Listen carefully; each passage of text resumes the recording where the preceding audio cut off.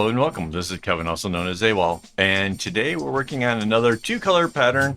This one is 4212 over on friendshipbracelets.net. So right out the gate, this one is so much different because it starts out, you put in all your whites and then all of the black, and then the other side is the same, all whites and all black. Okay, so I made two patterns with the same inspiration, right? I turned this into two different versions. I chose to make the one that I thought would be like more complicated, but it turns out this pattern is just absolutely easy. Yeah, it just, there's not a whole lot to have to worry about. The first row, like in this case, the white, will go all the way straight across the edge. The next one, it goes over top of the first black string, and then you do that twice, and then the black string is going to make a little tiny box, and then you bring out the white the rest of the way. After that little box, it's going to go over some more black strings and then over the white ones. Really super easy. And yeah, I kind of get cranking along with this, so it's, I could have potentially have done a little bit more in the lines of like segmenting, and I say like that because, you know, I could have brought whites, whatever. I wanted to make the back have a certain kind of symmetry, so that's why I kind of went with like how that began with more like if I was doing a chevron type pattern. That's what that was all about, was trying to keep the back of it looking kind of interesting as well, and it is. The back turns out really cool. There is a change in what I make from the original pattern that I did yesterday, and that is in the center. I didn't like the idea that it was just a single dot of the black over the white, and because I could actually use the black string that was coming in, like it's not centered like the rest of them. It's kind of moved inwards a little bit, but it gives it the same black squares because it's still the same 4 knots. It just shifted in a little bit, and I figured because it's in the middle that might actually kind of look cool. And yeah, I think it is really cool, and I think it's really hard to distinguish the fact that it's in further than the rest. So yeah, that was a little makeshift change on the fly that I just decided that I really wanted to do it that way. So it's again an example of how you might come across a pattern that you like, but maybe you want to change it a little bit. And there's no harm in that. If it's something that you think is going to make it look nicer, or you just want to do, feel free. I honestly believe that every pattern can have a variation done to it that makes it more personal. And I'm pretty sure there's a lot of other people that are thinking the same way, because I have seen instances, primarily over on Bracelet Book, where one person will have submitted like 8 bracelet designs in a row, and each one is just a small variation on the previous. So yeah, there's somebody else out there that thinks like I do and are actually producing patterns for that website. I would be very capable of doing such things. I just don't want to.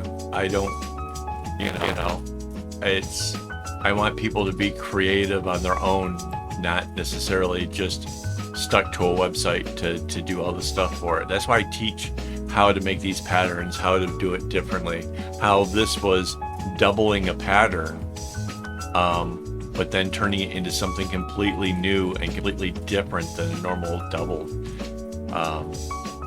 So yeah. The other version, so the one that I didn't make, the other version, everything is just coming down towards the right. if I was going to make a bag out of this design, that would probably be the one that I would use, because you would just have like the series of dots in each one of the elongated rows. I think, and it would be ridiculously easy to do, and it's super simple to keep track of. Again, the contrasting block is right in the middle of the 4 strings, so you know that you're coming across the first one and you leave it for the others. I think it would be super easy if you're looking. And I say this because I have seen some people out there who have decided that they were going to tackle making a bag. And in one instance, I can't remember who it is that's doing it, they picked the absolute most difficult pattern possible. It's, they have a word for it. I think it's plaid, where every other knot is going the other direction, and that way you can see the string colors coming through, but each string that comes through, it's like, you know, one coming from the left and then that going back to the right and then going to the left. That would have to be the most tedious non-segment knotting pattern you could possibly ever have, and it would just make the whole thing take so much longer, because if you have one string that you're moving, you can keep that coming along again and again and again so easily, but if you have to like set it down, get the other one that you're doing, do a knot, then re-pick it up, do a knot, and then set it down, it's just going to be way more tedious and so much more difficult. So finding a pattern like this that is just truly simple and repetitive and easy to spot the change ups, like that black square, like you just know that's where it is. There's still one black string at the end, you just go over that. It's so simple. It is such a beginner's friendly pattern. Yeah, it's awesome.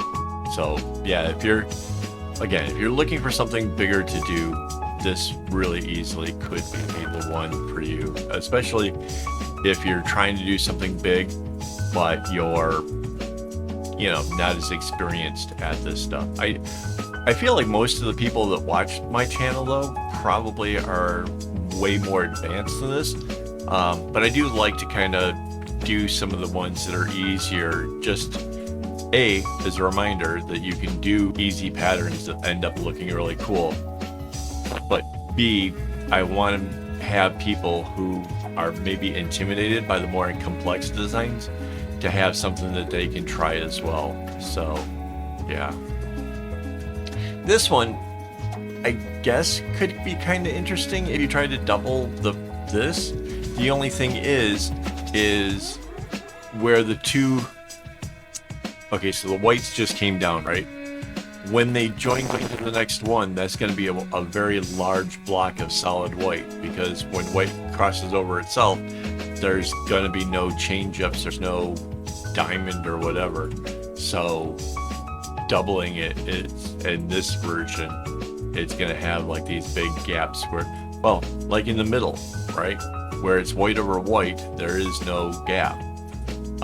Because it can't be. It's physically not possible to have one there. So that's kind of a downer in a way. So yeah. But I guess it'd balance out. You know, you'd have the large space, you know, on the high point and a large space on the low point. So I guess it's not the worst. But yeah, I kind of think that the other version would be a lot cooler, because you would just get these like dots running down the thing. Sorry, that was my alarm. What else can I tell you? Yeah, this is just incredibly easy. It was a lot of fun to make. It went pretty quickly. Surprisingly though, as much as this is an easy pattern, didn't have to look at the pattern much do anything special. This took about 85 minutes, I guess, just over 80 minutes.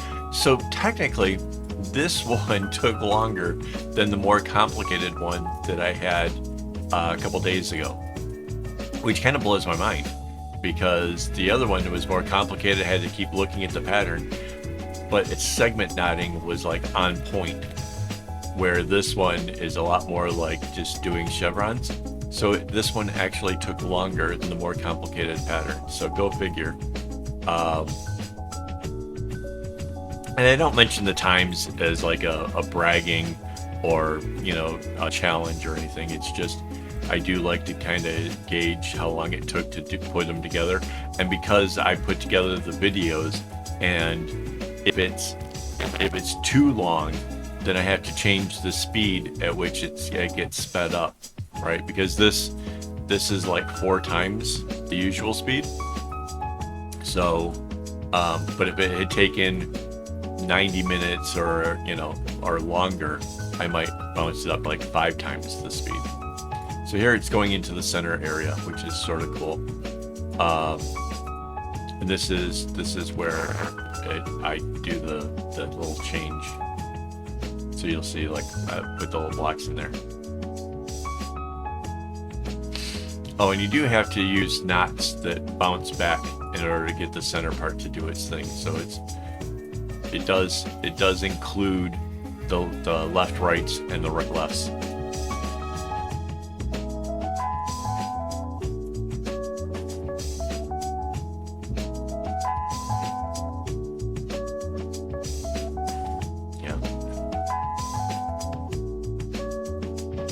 So you see how like the dark boxes doesn't look like it's so far inset from the other ones? It technically is. It's in by one whole knot, and it's the edge of the blacks.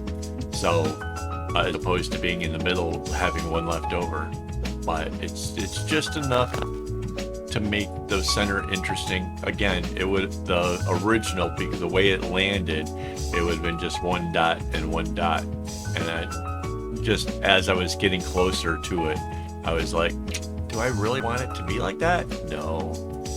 And so I changed it. And then I got concerned with, because now the chevron goes in the other direction, was I going to have difficulty figuring out where the diamond went? And it turns out, no. That was, it again, it is so simple the way this whole thing is made out that, yeah, it's kind of fun to put this together. And I think for me, I'm so used to trying to make things so complicated and over the top, to occasionally have something like this that's really nice and easy. Like, I love it. I should do this to myself more often, you know, just have something that's kind of fun and silly. And yeah. So the black ones come down over the first white one, and then the next two make the box, and then the next one it just goes over the top of it. Yeah, really, you can't ask for it to be much easier than this, for sure. Of course, like I said though, so I made 2 patterns. The other pattern is the easier of the 2, because this one makes the chevron, the other one is more like a candy stripe with dots in it. So, and again, I could have just brought the black strings as far over and then the other ones as far over, but I like the chevron idea to try to keep the backside.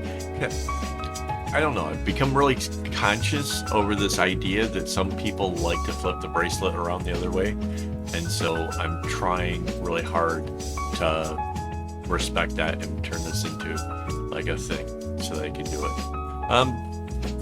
Oh wait, we're past that halfway point. Let me thank my Patreon supporters, my YouTube members for making this possible. I almost forgot. If I don't do it near the center, I honestly could forget to do this. And I really, big thanks to all these people who helped make all of this possible. I'm most likely going to need to get more string here soon. And yeah, it's through their help that I can do that. So thank you guys so much. Yeah, what kind of made me think of it was that I was actually making this one during a live stream, and yeah, chatting at the same time as making knots, which is one of my favorite things to do. Yeah, I don't know. I like the meditative nature of tying knots, but I also like the having somebody to chat with, and yeah, it's just relaxing. I don't know how to explain why the two go so well together, but it's awesome. And yeah, I really feel like this one went together really, like, kind of quick. Like I said, it took a little bit longer, but maybe it was just because I wasn't, I don't know. I think it's just the lack of segmenting. I think that's it. Because it wasn't like I had to look at the pattern. Once I kind of got going on it, it was, it was really super obvious, like, what happens next. So, yeah. Yeah, so, this is the last bracelet of the month. So, tomorrow I will do the month review and go over and yeah, so anybody who hasn't watched all the rest of the videos this month, they can check out, see if there's anything in the whole bunch that they like. Which I think is kind of cool. Mind you, every time I do a month review, I kind of dread it because I have to rearrange my whole work area. So to set up the cameras and get everything in place and have an area to do it, I have to change everything. And there is a little bit of dread.